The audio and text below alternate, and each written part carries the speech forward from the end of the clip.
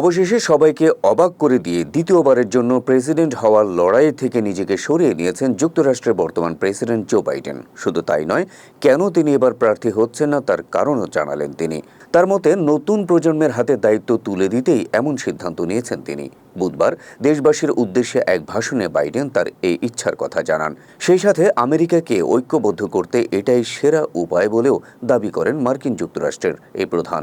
আমেরিকাবাসীদের উদ্দেশ্যে বাইডেন বলেন, আমি ঠিক করেছি যে নতুন প্রজন্মের হাতে আগামীর মশাল তুলে দেব।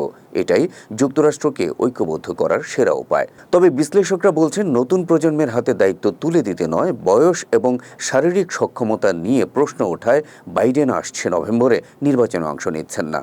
এদিকে নিজের লড়াই না করলেও পছন্দের প্রেসিডেন্ট পদপ্রার্থী হিসেবে ভাইস প্রেসিডেন্ট কমলা হ্যারিসের নাম প্রস্তাব করেন ৮১ বছর বয়সী বাইডেন। এর মধ্য দিয়ে আসছে নভেম্বরেই মার্কিন যুক্তরাষ্ট্রে অবসান হতে যাচ্ছে বাইডেন যুগের।